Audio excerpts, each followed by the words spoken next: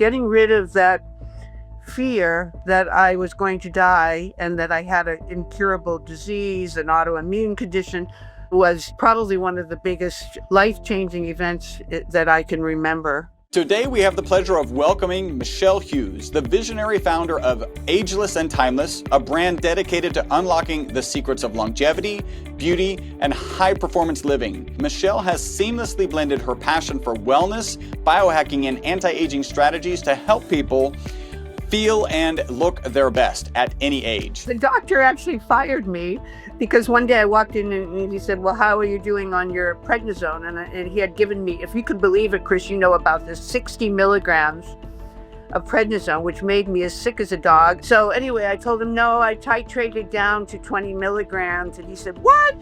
You can't do that.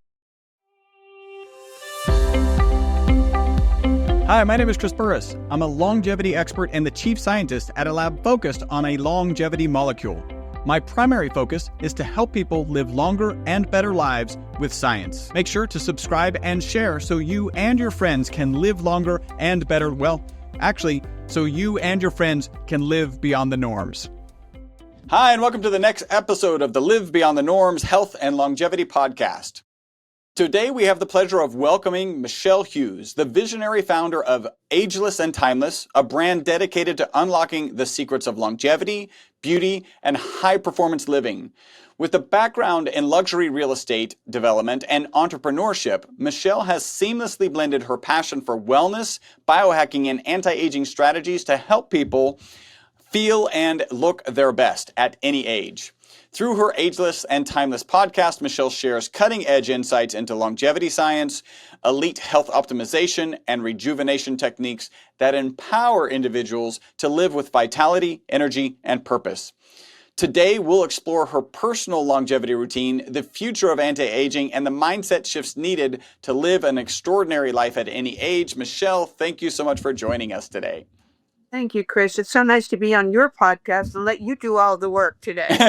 So before we jump into your area of expertise, I want to go further back. I want to go much further back. What was it like growing up, little Michele? Where did you grow up? What were your parents like? If there was some event or someone you could pinpoint as the reason you would ultimately become a longevity expert and podcaster with a podcast for 5+ years, what or who would that be? Oh, I think that's 3 questions in one, but let me start. Well, first, I grew up in Boston, so I'm an East Coast girl, and in a family of 5 kids, and I was towards the youngest side, the next youngest, and parents were very professional people. My father was an entrepreneur and a businessman, and I think I learned entrepreneurship from him, as he used to have me come into his retail store very early in my age of growing up, and he showed me all the books and show me how to manage accounting, and so I learned at a very early age how to run a business. But I have to thank my father for that. My mother was one of those typical of that generation, a housewife, but very nurturing and very loving. So I have to say, coming from a loving and close family is a really important foundation for anyone who is going to have mental health in their list of things that are really important in life. So that was the early stage. And then as far as the growing up, going further, I went to the University of Massachusetts in Amherst, and I have a BA in English, and then I went on to get a master's degree in English as well. And then I went on to get the foundation of an MBA, because during that time I realized I wasn't going to be in the English world and the liberal arts, although I think that's a foundation for everything we do in life. Communication, I was a teacher for a few years, so I knew that if you didn't keep that classroom engaged, you weren't doing your job. And so you had to be kind of a part entertainer, but communication was key. And participation. I always tried to find ways to get the students to teach me.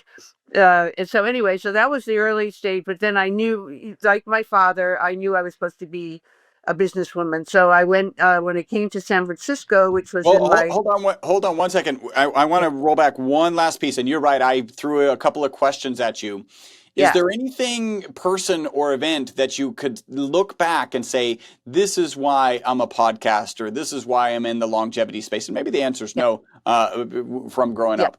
I mean, I was coming to that. So, because Oh, I came at about age 26. So, I came to San Francisco in my early 20s and with my husband, and we had met when we were 14, which, by the way, is another great foundational, I think, for anti-aging and longevity is having love in your life. And in my case, I had it very early. I never went through the drama of being a single woman in college and then onward because I was always with him. So, and I was just lucky. We found each other and just by serendipity, and it just turned out puppy love turned into real love. And we were together for about 40 years. And unfortunately, he passed away. He was a big football player, and he unfortunately got CTE or Parkinson's. So he died very young. But anyway, so when we came to San Francisco, the event that turned my life around was at age 26. I woke up one day with a huge rash all over my body. Never been sick except for the childhood diseases like appendix and tonsils, but I'd always been a really healthy child and a young adult. And so this was a shock. And so we went right to the emergency room. They told me that they thought I had a, incurable disease. And the doctor, who had no bedside manner, said, "Oh yeah, yeah, I think you're going to die."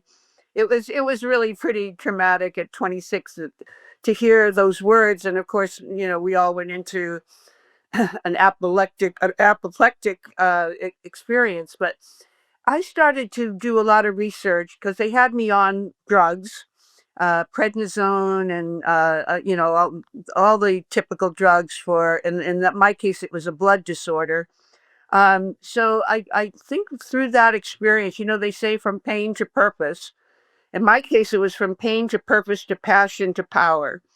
And those four ingredients allowed me to start doing my own homework because I knew that I felt worse on the drugs than I did without them. So I knew there had to be some other way to deal with this. So through the illness, I came into what at that time, what I don't think was really even known as longevity. I think it was just known as alternative to allopathic approaches.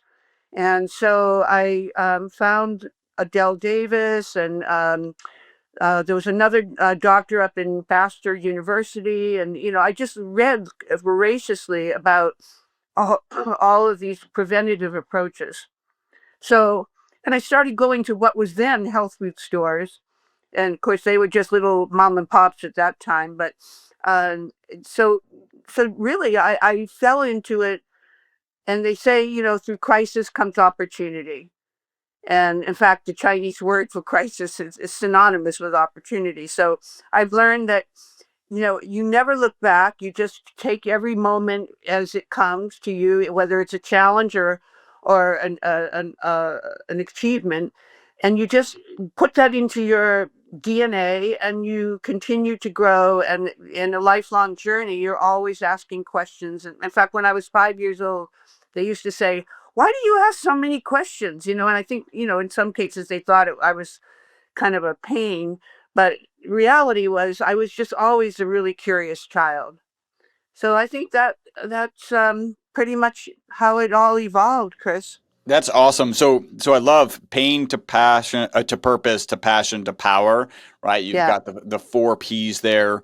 The yeah. health food stores that you were going to, were they health food and supplement, or like kind of a blend of those? Yeah, they were so rudimentary at that time. Even the supplement world was just, we're talking in the late 70s, early 80s. So Whole Foods came about, I think, just about that time. Because I remember when the Whole Foods opened, we all celebrated like, this is amazing. Now we can just go to a supermarket and get all these things that we had to run around to different stores to find. So it was a one-stop shop. But yeah, there were supplements in those stores, but they were, pretty basic ones. I mean, the multivitamins and minerals and so forth. I mean, nothing like it is today. Okay, so you're diagnosed with this blood disorder. They put you on a medication that is like your intuition and actually how you felt. You knew this was wrong, so you start solving it with better nutrition and with supplementation. Like on a scale of 1 to 10, how effective was your solution versus the medication? I mean, 100%. Okay. The doctor actually fired me because one day I walked in and he said, "Well, how are you doing on your prednisone?" And he had given me, if you could believe it, Chris, you know about this, 60 milligrams of prednisone, which made me as sick as a dog. I mean, 10 pounds in one weekend, I think. I remember going to a pool party in our neighborhood, and my friends didn't really recognize me because I'd always been very lean and athletic. And all of a sudden, I had this extra, my cheeks were all full and 10 pounds heavier. And it was not because of any change that I made except for this drug. So Mm. anyway, I told him no, I titrated down to 20 milligrams. And he said, "What? You can't do that. I'm the doctor." And I said, "Well, I'm sorry, but I just felt terrible. And actually, guess what? I feel a lot better on the 20 milligrams than I did on the 60." And he said, "Well, I think we're not meant for each other." And I said, "I agree." And so that was the end of that. But actually, that was again another happy accident because when I left that doctor's office, I said, "Okay, I am going to find out what is really going on here," because they gave me a bone marrow test, and I had to look at that great big long needle coming into my my spine. And so all this was not anything I had ever experienced before. And oh, by the way, at that time, I was in the corporate world, and I had when I moved to San Francisco, I left the teaching and we went into business. So I was just interviewing for this brand new job with 10 more pounds on me and feeling sick as I've ever felt in my life. And, in the hindsight, I didn't get that job. And I know why, because I wasn't at my best.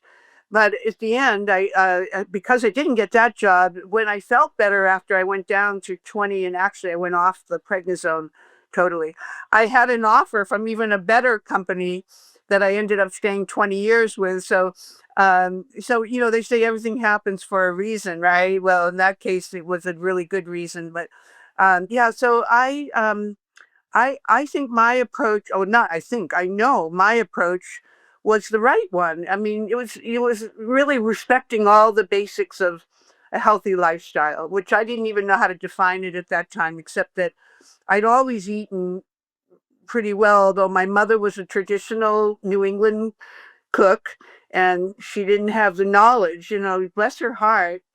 Our parents and our grandparents, they lived shorter lifespans, but they actually had healthier food Mm. because they didn't have all the preservatives and the water and the GMOs and all the things we have to deal with today.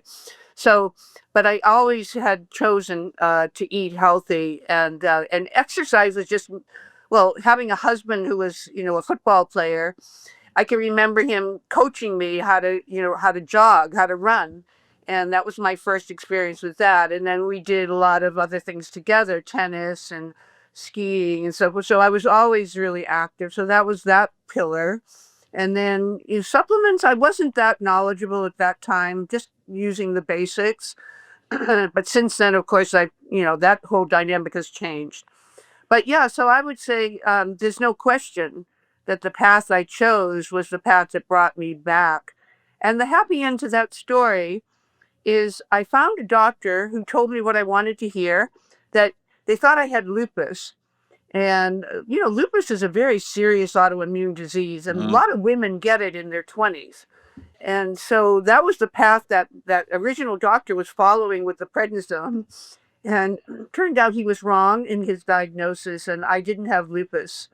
So I got rid of one of the worst, the death sentence that doctor had told me was, "You're going Mm. to probably die." So I got rid of that. And that when you get the burden of that mental anguish released, then you've opened up your mind to all other positive thoughts. So, you and I both know we're energetic beings. And if we have an energetic negative thought, we're going to attract an energetic negative outcome. So getting rid of that fear that I was going to die and that I had an incurable disease, an autoimmune condition, was probably one of the biggest life-changing events that I can remember. Yeah, it really must have been a huge relief. I think one of the things that you're saying, you kind of followed this natural process. I think a very important part of the story is that you followed your intuition. So the first doctor diagnosed lupus. Did the next doctor, did he diagnose anything, or did he just? Guess what? You have low platelets. Your Mm, blood is somehow your body is killing off platelets. He said, but you know what? Your platelets are so low. You should be like a hemophiliac, but you're not. You're really healthy. You're active. So he said that's why they call it ITP, idiopathic thrombocytopenia, which means low platelets in English. And but he said it's because you have all this other healthy habits that I think your body is fighting off or protecting you. So you mm, know the CD4 and the CD8 ratios and uh, for autoimmune conditions and immune system strength. Well, mine is always hyper active. mm. So what does that tell you? It tells you that my immune system is protecting me. And guess what? I know it has a lot to do with all the other habits that I have developed. So out of this illness came all of this openness to new ideas, and those new ideas were evolving at rapid speed. I mean, think what's happened in the last 10 years in longevity. And so I was just lucky to be at the time that I was at, and to have the, like you said, it was intuition. I just knew that I was not meant to be a sick person. Mm. And that passion, there's that passion part. That passion produced the power to make a change or to effect a positive result. In some sense, that we toss around the phrase regularly now, be the CEO of your own health, and Correct. you were doing that back at a time. I mean, that was at a time when the doctor was like, "Hey, if you're not going to take not only do you have to take this prednisone, but you also have to take exactly how much I told you, and you don't have any flexibility to make adjustments for your own physiology and how you feel. Like, then I'm going to fire you," right? So this was a time when people just did exactly what their doctor said. No questions were asked. And I think we still have a lot of that today, right? It's certainly in the longevity and biohacking space, we have it to a lesser degree. But yeah, you really were empowered to take, like, that's how strong your intuition. That's pretty awesome. I want to talk a little, because you had an interesting career in real estate, and I don't know if it was, I kind of jotted down vacations, but was it vacation spots or was development? Talk a little bit about that, because if it's vacations, everybody's interested. Well, so yes, I started out in the corporate world as an executive partner, and what I actually had an incredible run for 20 years with that firm. I told you hired me after I got better, after I was back down to my normal weight and feeling really much better about myself. And so that last company that hired me, I was the first woman they ever hired as a partner. And then I was promoted to a director of the company, and I was the first woman, youngest partner. So I had a great run with that company, consulting. They were New York based, but I was their partner in San Francisco, so I didn't have to move. And that trained me in the corporate world and basically in business. And I met a lot of amazing people. I was mentored by the chief of protocol of San Francisco, who taught me so much about business. In addition to my father, he was my next, I would say, savior in terms of teaching all the ropes about how to be a good business executive. And then he also was a great philanthropist. So there I learned about giving back. That was the foundation of my life after getting the core curriculum of the MBA done. And I realized this was my calling, was to be in the entrepreneurial corporate world, or at least in business. And then one day I went up to Aspen on a retreat, and lo and behold, I met someone who said, "Hey, I think you should invest in some real estate here. Aspen's having a correction." And by that time, I was very successful. I had quite a lot of money burning a hole in my pocket. So I thought, okay, I'll buy my first investment. And my husband and I had dabbled a little bit, both avocationally, in real estate in Belvedere, Tiburon, and some of the areas around where we live. But it had always been, a one-off. We did a house, and then so I had learned a little bit already. But then when this came about, I jumped in feet first and became a developer without really having any development experience. So I'm a big believer in you learn by doing. You learn by imitation. So I always call the best of the best when I want to learn something new. And I try to imitate or learn from their experiences. So that's what happened. So it started out the full time. I remember my last client in the corporate world was Starbucks. And I remember calling them up, sitting in my desk at Aspen and saying, well, I have bad news. I have good news and bad news. The bad news is that I'm going to be leaving you because I found a new career. And the good news is that I found a new career that I love, and I'm sure you're going to reward me with your respect for taking a big risk because that's what it was. So then I started in real estate full time, and 25 years of doing that. So many projects that were amazing, and building homes from scratch in Aspen, which is a very demanding clientele, very wealthy people, and always want you to have them as the center of your universe. And I was actually my own person. I wasn't on contract with someone else. So I got to make all the decisions. And then at the end, would, find a realtor to list the project and sell the house. So the good news was I never had to answer to those other than their demands during the contractual stage when everything had to be perfect. But I learned a lot about pleasing others with the work that you do, and recognizing the basic customer service reality, which is, what does your client want? Or what does the customer want? And what are their wants and needs? And in terms of, in this case, a fantasy home. And then how do you go about fulfilling those fantasies? So that was really, I think, a great learning experience. But 20 years later, 25 years later, I had completed 16 homes, and I bought 7,000 acres on the island of Kauai. Uh, about six of those homes were in Aspen, and the other ones were all in Hawaii. And I did a couple of little projects back in the Bay Area here, but the big ones were always, like you said, they were vacation resort areas, both Aspen and Hawaii. And the good news on that was that I had vacation rentals, that a VIP hospitality division of my company. So while the building was going on in one project, I could be renting out and selling the other project at the same time. So that also taught me a lot, because I learned all about hospitality, and again, how to please people with the services that you provide, the beautiful homes. A very, very discerning clientele, because in Kauai, you get a lot of celebrities, and in Aspen too. But I just remember Aspen from the perspective of we drove in over the pass, which is one of the more beautiful passes that I've been on.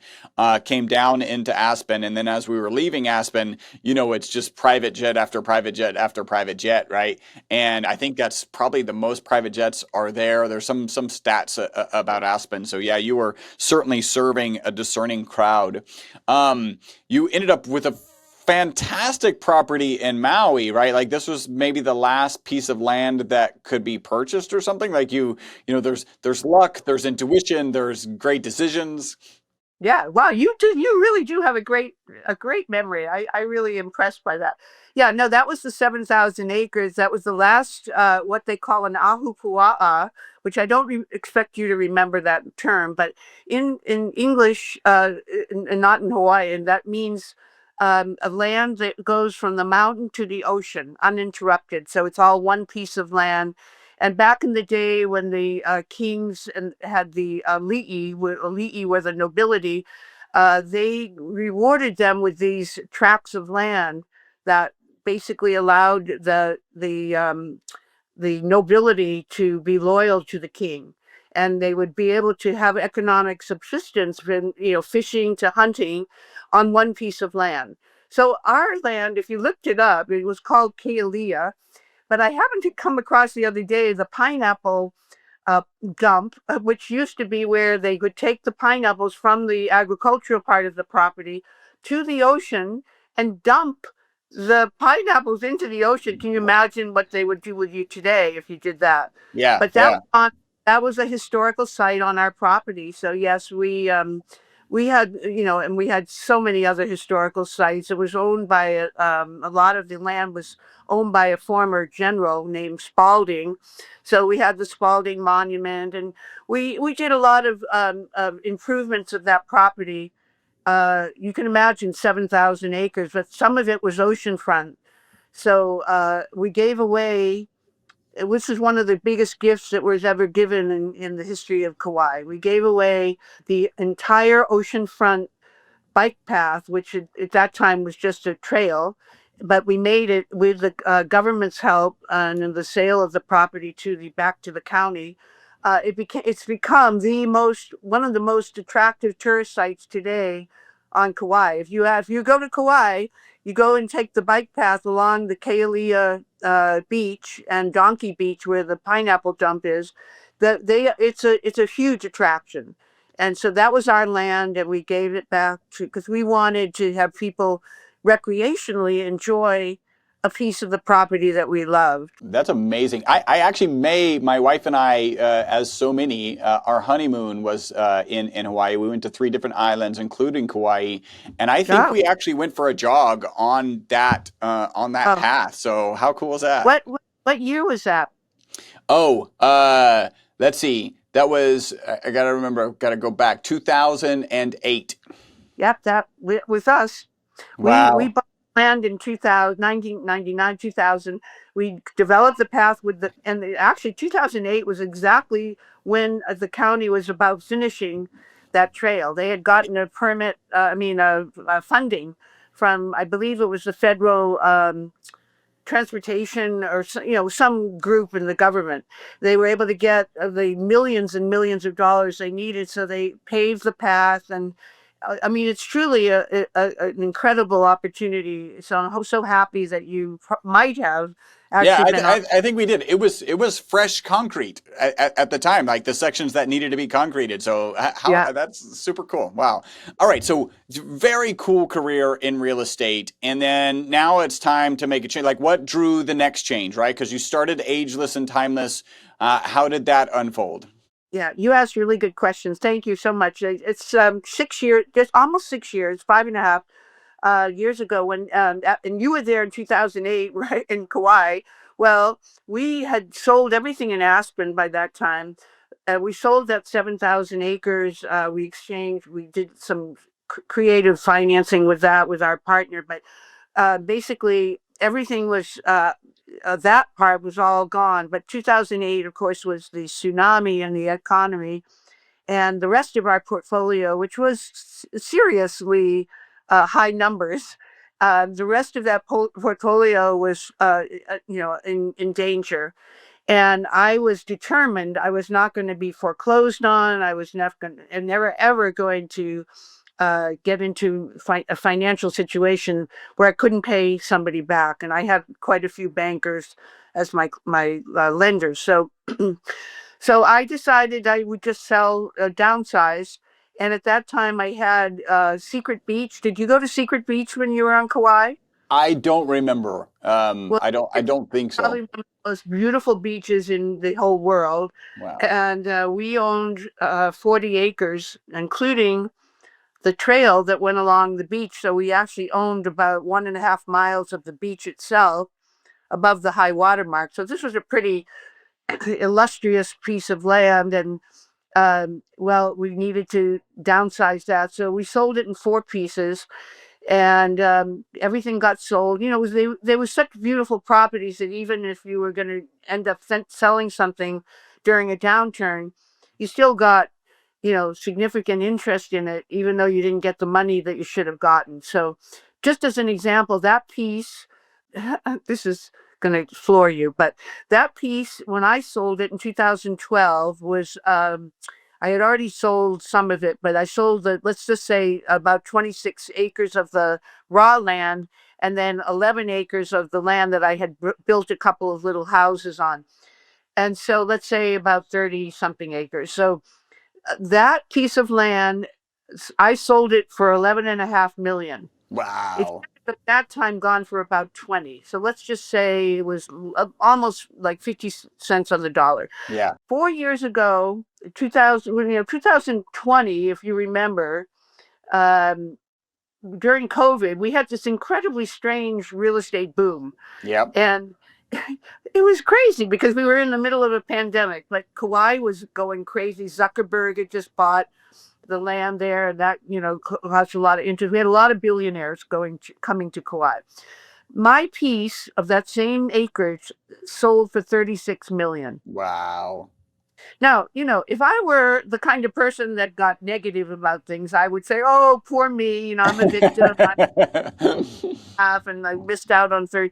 But I never do that, Chris. And this is another reason why I think I stay so healthy, is I don't let stress. I try not to let stress deter me, and not to ever feel like a victim. Always look for the reasons why things happen, and find positive outcomes in every event, even if they are challenges. So that's a good example of, a so-called failure. I can't say real failure, but I mean, it was a disappointment where I didn't get what I should have gotten for all the hard work that I did Yeah. to create value of that property. Because the owners that got that 36 million didn't do very much more to the property than what I had done in improving it. So they're just, timing is everything, as you know.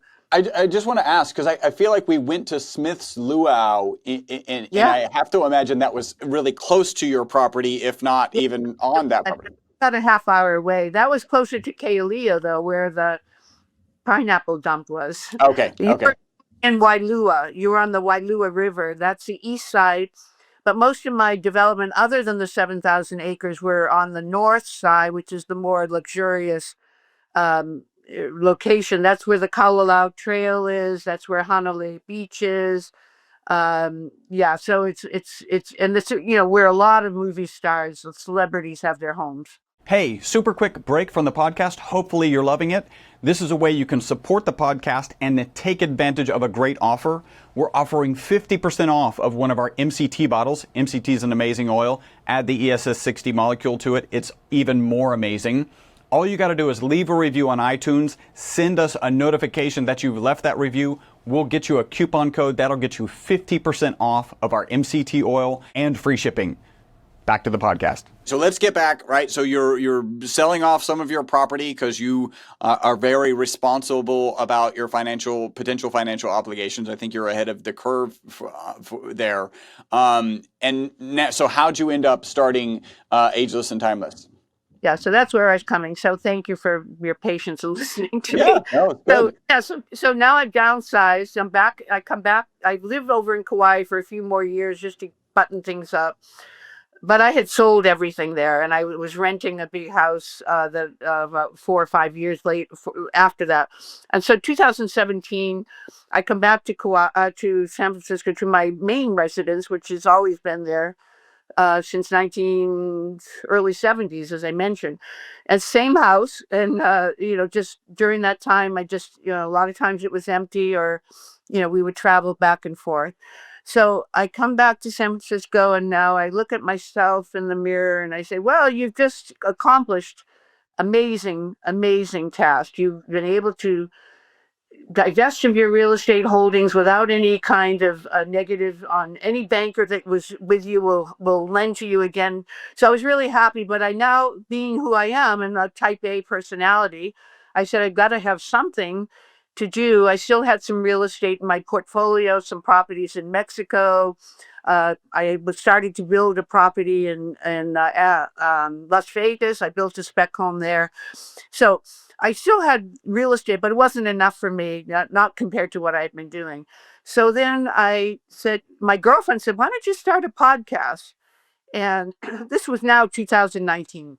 And I said, I don't know anything about podcasts. So she said, well, let me introduce you to someone. So one thing led to another. I met this gentleman who's still my production and podcast producer and distributor, and he's in Burbank. And so she said, "Well, why don't you start it on online dating? Because in 2015, my husband had passed away, and now I was the first time in my life a single woman." And so I said, "Are you kidding me?" I said, "That would be like one podcast, if that." And I said, "It's not my passion." So she said, "Well, what is your passion?" Well, that was a no-brainer.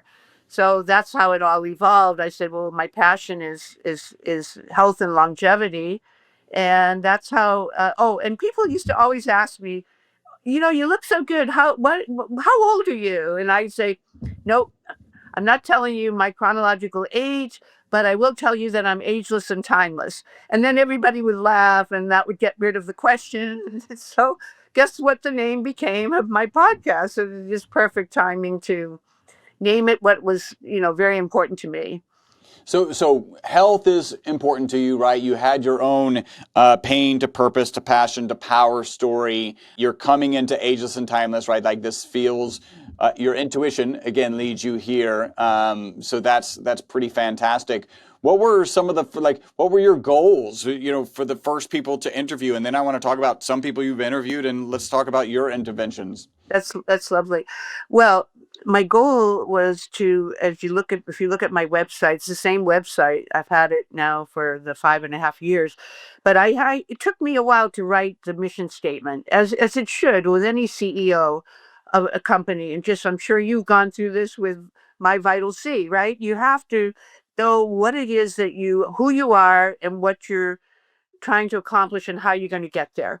And my mission was to give back. This is where I have to thank Cyril Magnin, my mentor, because he did tell me, no matter where you are in life, always find ways to give back, because you've been given so much. And no matter where you are, you've always got gifts, and always show gratitude. So this was my mission, was to give back to people who are struggling, because so many people, we had at that time, I think it was 68% obesity rate.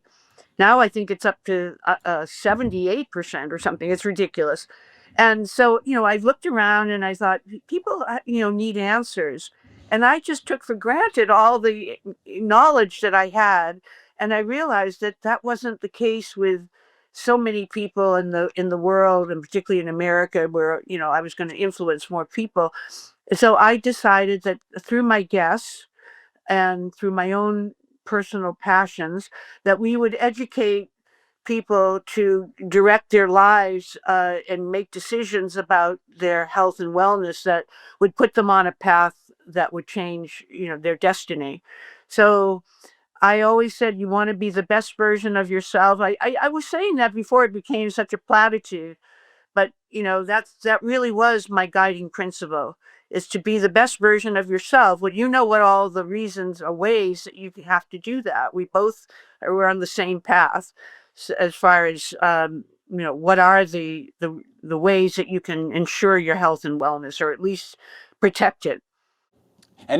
So how long has your podcast been aired, and how many people have you interviewed at this point? Yeah, 5.5 years. So 2019.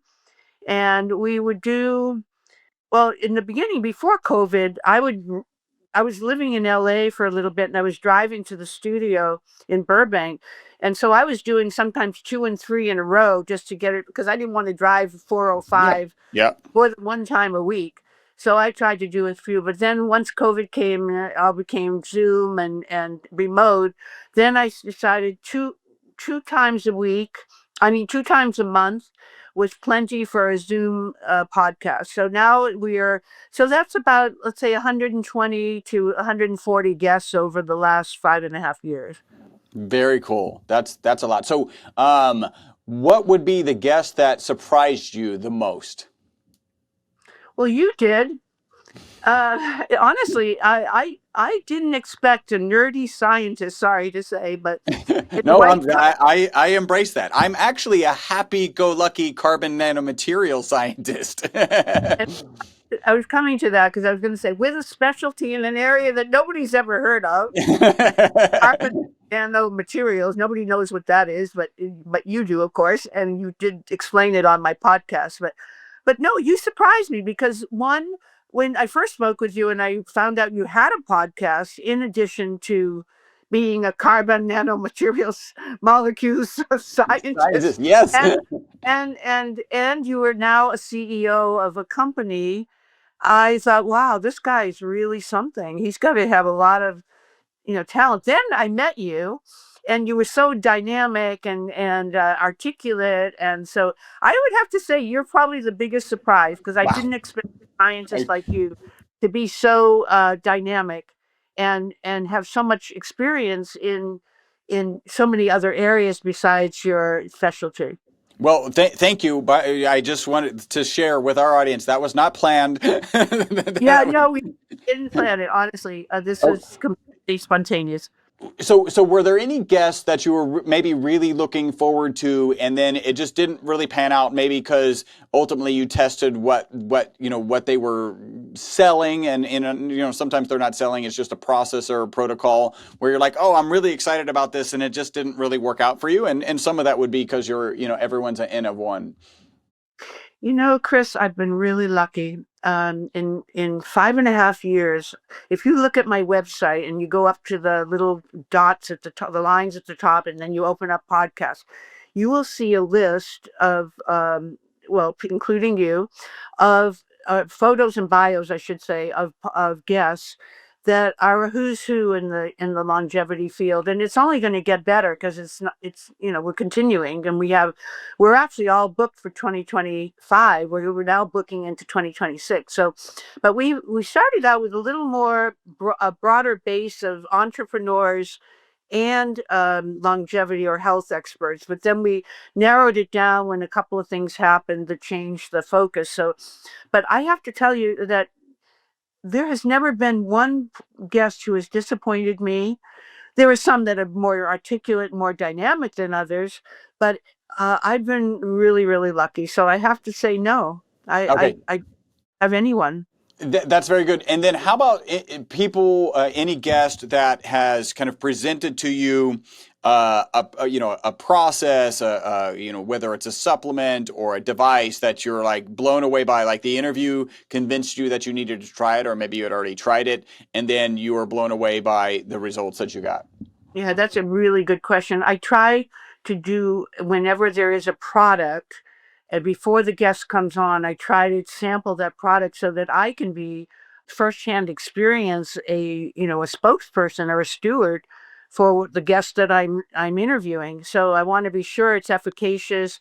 I'm not, everybody's biochemistry is different. So if it doesn't work for me, it might work for 99% of the people, but because, for whatever reason. So I always factor that in, that if something doesn't affect me, as long as it's not a negative, if it's just not, if it's a neutral, then so be it. But I read all the testimonials of the people, like I did with you, with My Vital C, and you were so kind to send me a care package, and I tried your products.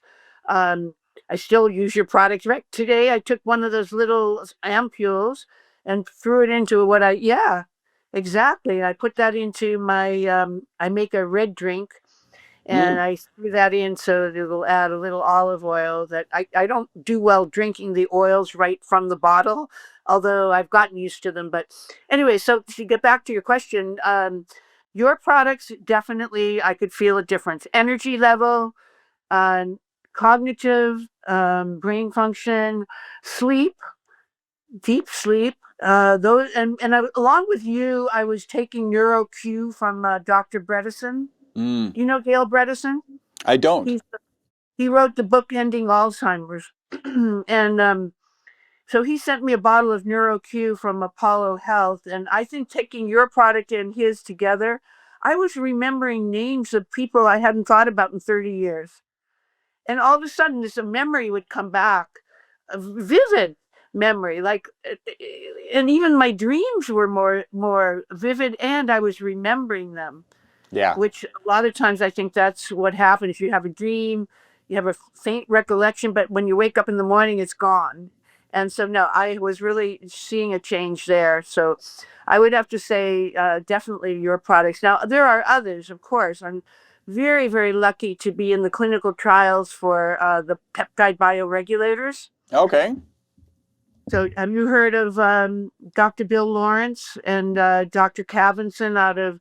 Dr. Cavinson unfortunately passed away, but he was the founder of peptide bioregulators. He was appointed by Putin to fix the problems they were having with their athletes and their people that had been affected by Chernobyl. And anyway, he was a famous scientist in Russia.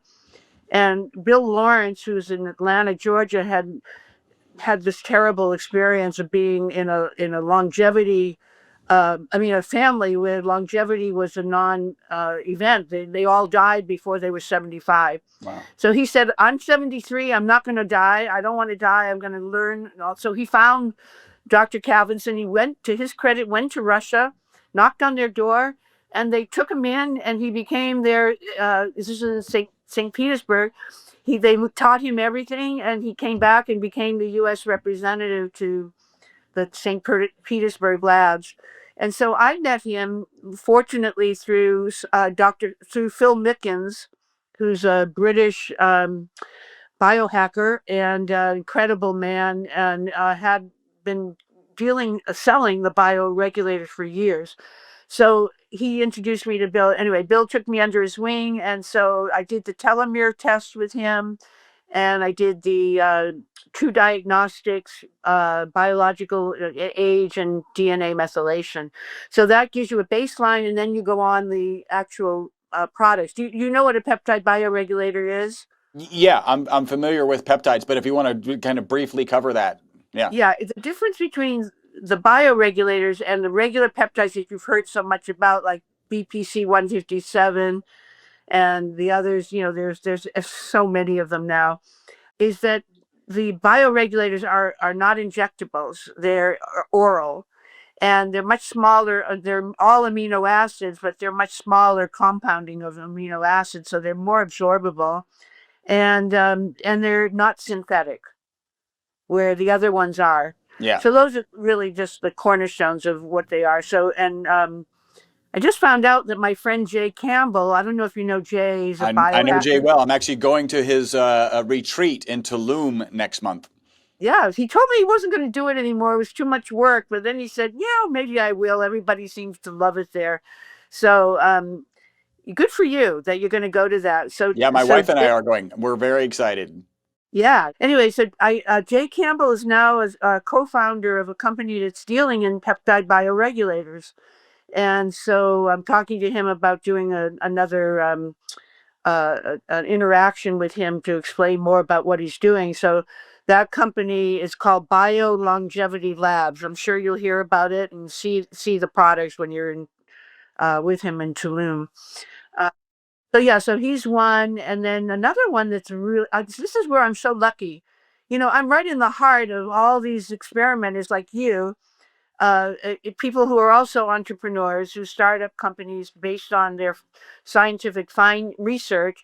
The other one is Dr. Dane Goodenow. Are you familiar with him? He's Nope. got the company called Prodrome Sciences, and he is dealing with plasmalogens, which, as you know, are another area of people just like with you. People didn't know what carbon nano Yep. molecules are. Most people don't know what a plasmalogen is, but I don't. You do. I do not. No. What is it? Oh, okay. Well, look, I made a thing for you. Let's see. I went on Chat GBT because I was wanting to be sure that I could explain it. You know what? Offline, I'm going to send it to you because Please. it's really cool. And so I don't have to take any fish oils anymore because he has me on his neuro and glia, which are the two plasmalogen products that he sells. He's not like you. He's not trying to make a big killing on products and supplements. He's doing this because they support his science and his research in the field of brain health and lung health, and so he's another one that just took me under his wing, and so now I do his program, and he has you take a scan of his product. I mean, of your plasmalogens, which basically we all have them, and they're molecules, and they're basically one of the most important antioxidants that you can have, but nobody ever knew about them, and so he's he's opening doors to people for again greater longevity through just like you did with ESS 60. Yep. It's it's a new biohack, but nobody even knew what that word was until a couple of years ago, right? So Yeah. Yeah. uh, It's you were definitely there changing. before they had a term for it. So plasmalogen, right? So ESS60, you said NeuroQ. Those are three of the supplements you take. What are some of the biohacking processes, whether it be red light therapy or what do you Yeah. do kind of Well, on a I regular basis? had the Flex Beam is the red light therapy out of Barcelona. They make it in Taiwan, but it's sold. Their headquarters in Barcelona, and the chief technical officer of that company was on my podcast, and so she sent me a Flex Beam. So I use the Flex Beam. I also use the Flex Beam is a portable red light therapy. So you can use it anywhere. You use it on your lower back. In my case, I broke my ankle, and so I used it there. But it's one of the best because it has all the science behind it. So that's one that I would say is really important if people want to check out the Flex Beam. Yep. Um, you know, not to be basics about things, but spirulina and chlorella are two of the most foundational supplements that you can take. And I was lucky enough to meet Catherine Arniston, who's the founder of Energy Bits. And I take her product every day. She eats them like candy. I just basically, take them as a supplement, but let's say maybe 5 to 10 per day of Yep. each.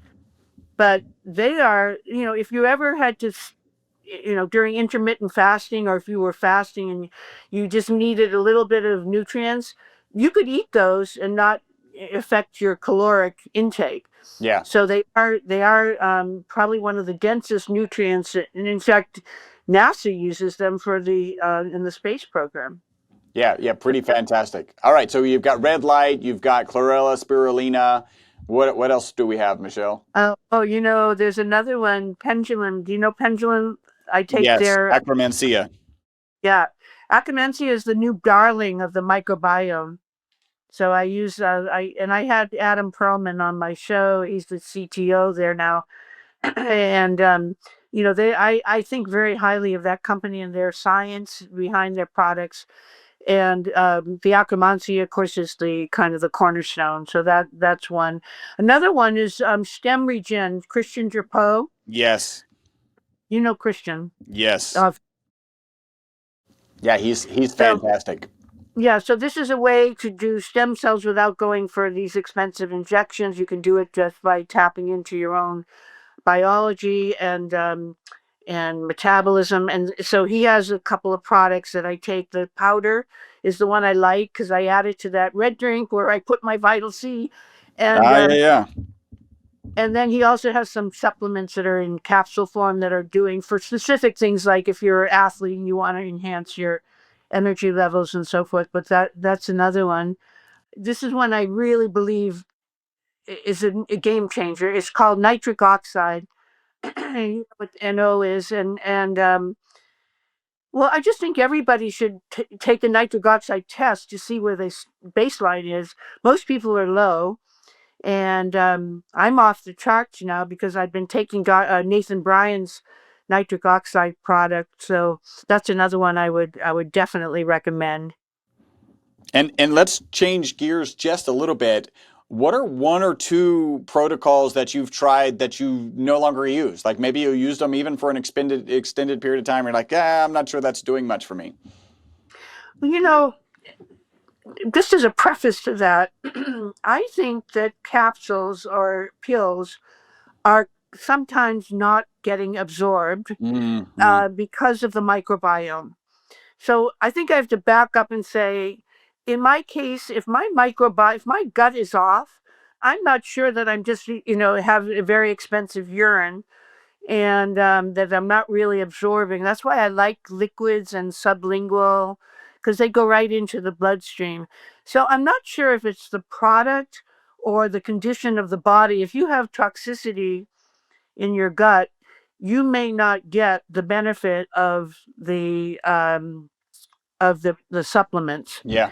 So sometimes I do think that I've wasted my money.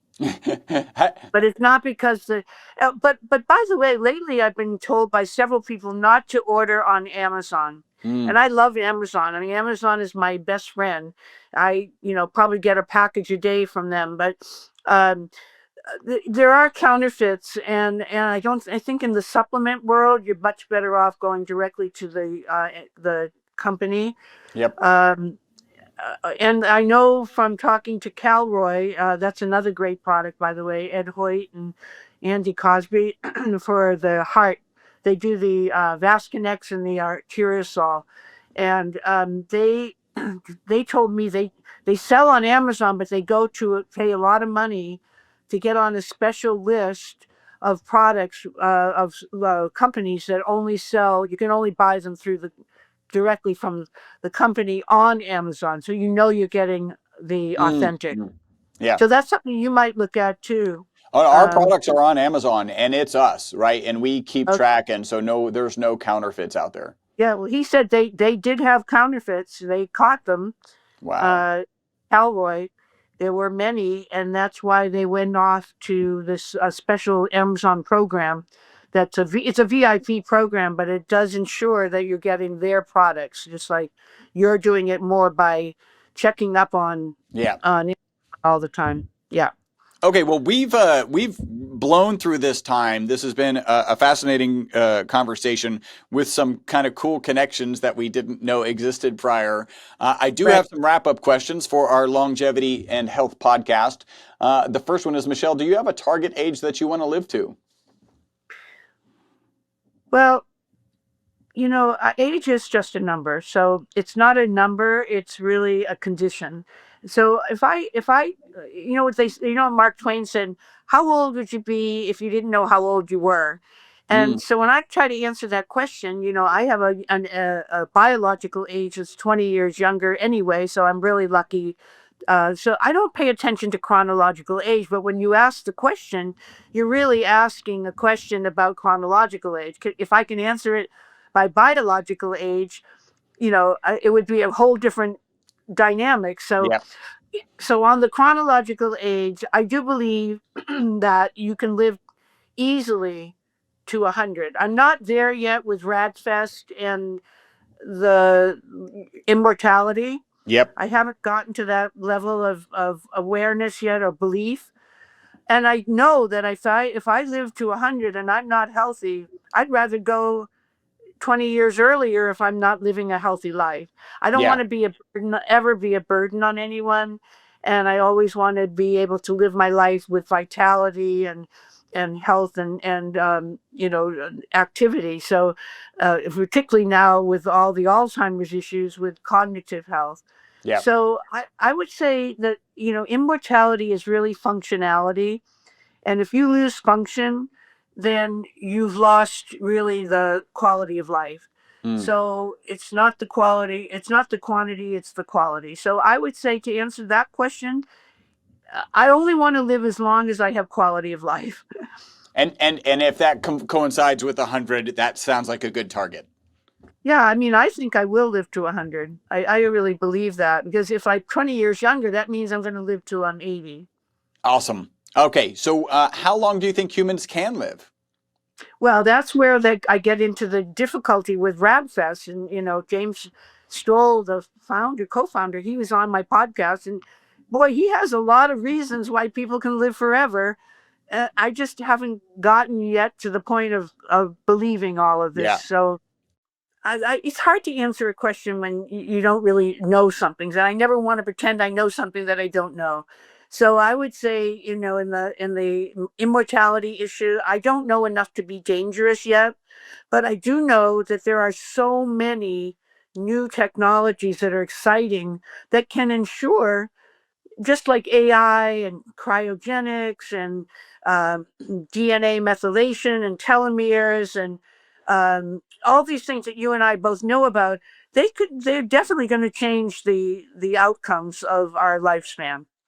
So I just don't know where, at my point in life right now, I'm still believing in the traditional, yeah, you can live to 100. Because look at all those countries like Sardinia and Costa Rica, and where there are so many centenarians, and they they're in generations before us, Yeah. and they're Yeah. still living to 100. Yeah, I heard one stat that there's about 800,000, I think it was 700,000 people who are over the age of 100, and then that number drops down to like 4,000 people over 110, right? So Yeah, it's clear that we're pushing that envelope. What yeah. are 2 to 3 protocols, habits, mindsets? Let's call them shortcuts because everybody likes shortcuts for longevity and a long health span that you would share. Well, you have to start with your mindset. What you believe you can achieve. And so now behind that is such the substance of what that mindset suggests. And that means going to the pillars of health that we both know. And that starts, food is your medicine. So you need to be sure you're eating a good diet. You need to stay hydrated. You need to have a exercise. You need to have good sleep. You need to have low stress, or at least find um, a way to diminish stress, like meditation or yoga. You need to be able to connect with other people in a social way, because connectivity is a really important lifespan protocol. And then you need to be in love. I think love is the great savior for all of us. And love can be all kinds of love of your colleagues, love of your spouse or your significant other, love of your Purpose. friends and Yeah. family. That kind. Just you need to find love. Excellent. And what are 1 to 2 things that people get absolutely wrong regarding longevity and a long health span? Well, there's no free lunch. So you've got to do the work, and put in the time and put in the effort. Some days, I wake up and I say, wow, I have such a routine, and it takes me, the first hour of every day to go through that routine. And then later on in the day is the exercise, and then all these things are commitments and disciplines. And so I would just say you get it wrong if you think one size fits all and everything that you hear about is going to be just for you. So you've got to learn by doing, by being experiential, and being open minded to trying new things, and recognizing that you don't want to jump on every moving train, because some of them are going to go and get and crash, and there are a lot of those that we just talked about that are charlatans. So you have to be very discerning in what you choose to do, and recognize that you can't do it without hard work. Mm. Yeah, I'm going to add one to, habits and protocols to support, and that is trust your intuition. I think that's one of the messages that I think should come out of this episode. Michelle, how can people contact you? So the website is www.agelessandtimeless.com. My cell phone is 808-639-0904, and I'm always available if someone has a question and wants some help. And then my email address is the and then my name spelled with one L. So the Michele Hughes and then company spelled out at Gmail. Okay, excellent. And what in the near future are you excited about? Oh, I'm so happy you asked me that, because it just happened 2 days ago. So guess what? I am going to be writing an article, a column monthly for Top Doctor magazine. And that Wow. magazine goes to 400,000 uh, people on email, and I think 180,000 by the actual hard copies. Have you ever seen the magazine? No, I don't think I have. Oh, okay. You got to take a look on Google. It's really a cool magazine, and it's they just did the cover of the most recent issue was Robert F. Kennedy after he got, or I think right before he got confirmed. And before that was Dr. Bob Goldman, who you know from A4M, co-founder, and he was also a guest on my podcast. And they go after some very cool people that their mission is very similar to Ageless and Timeless. It's to connect people with their purpose and passion, all the things we talked about today, and to ensure that people have the information, because information is power, and the connections through the people they interview to getting the answers for a long life, a long, healthy life. Well, Michele, this has been an amazing pain to purpose to passion to power story. You can find her at agelessandtimeless.com. Her cell phone will be listed below, and then the Michele Hughes Company at gmail.com. If you struggle spelling Michele, there's one L, and Hughes, they're the standard spellings, but you can always go to agelessandtimeless.com to find that. Michele, thank you so much for joining us today. Thank you, Chris. I have to say, you're a really, really good interviewer, and you just asked really great questions. So thank you very much. Coming from me, that's saying something, because I really pride myself in trying to dig deeper. I thought our podcast together was very good, and I've had a lot of good feedback on it, by the way. Awesome. Thank you for the compliment. And yes, it was a pleasure recording that with you. And we'll talk to you soon. I hope you enjoyed this episode of the Live Beyond the Norms podcast. Make sure to subscribe and follow. Also, make sure not to be that guy, the guy sharing this podcast with people who are not interested in living beyond the norms. If you would like to learn more about the ESS60 molecule, the molecule responsible for the single longest longevity experimental result on mammals in history, a full 90% extension of life, visit myvitalc.com. That's myvitalc as in carbon.com.